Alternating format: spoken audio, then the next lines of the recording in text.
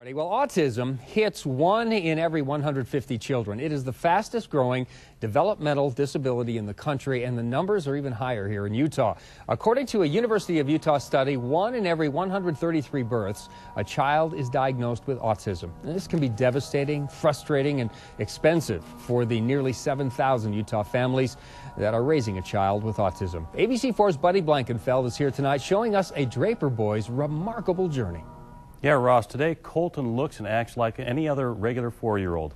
But 3 years ago, his parents say, like a light shutting off in his head, Colton disappeared, and some unconventional treatments brought him back.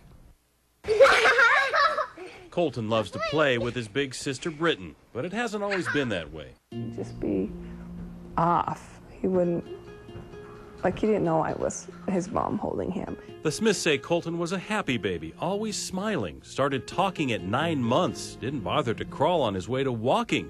But at 18 months, they say everything changed after their son received immunization shots. Probably about 3 weeks after, 3 to 4 weeks after, I started noticing that he wasn't responding to me calling him.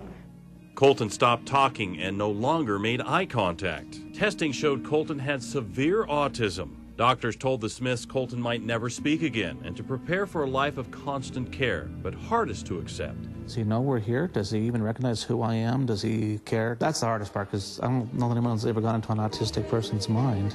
Among Colton's symptoms, sensory overload in crowds, around loud noises, with textures that keep him from eating, and a compulsion to lick strange surfaces. We took him to our gym, going swimming, and there was this drain, and it had some brown water in it. And I turned around, and he was down licking this brown water. He was given treatment but remained locked away in his own little world. A friend recommended an alternative treatment, combining holistic medicine with chiropractic. Mike was skeptical. I thought it was crap, and there's no way we're going to go down there, and absolutely no way you're going to adjust my son's spine. Dr. Troy Fraser prescribed homeopathic remedies to get rid of toxins and build up to Colton's nutrition.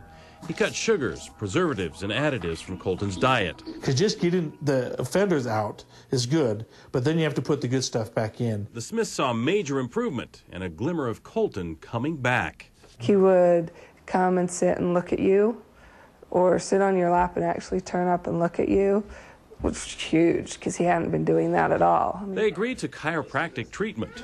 Let it go loose, bud. Good, 1, 2. So one of the main things we got to do is get the neurological functions restored. That means cranial work. That means doing the neck adjustments, the back, the spine, the hips. After the first week of adjustments, the Smiths say more of Colton returned to them. He was starting to chase after his sister's friends. I mean, it just like woke him up. And then came a day etched in Shawnee's memory. I think the best day of my life was when he said "Mama," and you know, that was his first word after this had all happened, and he was almost 3 when he said that. Okay. The Smiths say another unique therapy has virtually stopped Colton's sensory issues with crowds and textures. Tamara Tanner developed a method of therapeutic horseback riding using a breed of horse with a unique walking pattern. She says the horse's motion helps stimulate Colton's brain. What's my name? Mama. Mama! Also emerging from therapy, something often difficult for children of autism to comprehend, a sense of humor. We caught Colton teasing his therapist. It's another breakthrough moment. Hi, Colton. Boing. Boing, boing. Mike says although skeptical at first, he can't argue with the results. It doesn't matter if you believe or not. You have to look at facts or facts on where he is today. A place that seems far distant from the bleak prognosis 2.5 years ago. And it's been wonderful to see this has worked for us, and hopefully it can work for someone else.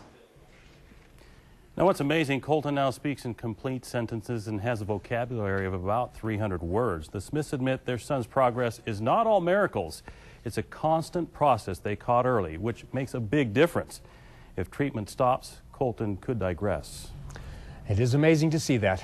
Well, those treatments are not covered by insurance. Dr. Fraser is working, though, to create a nonprofit organization to help fund treatments for special needs children. Tamara Tanner is also in the process of getting scholarships for that horseback riding therapy. You can go to our website, abc4.com, for more information. The Republican Party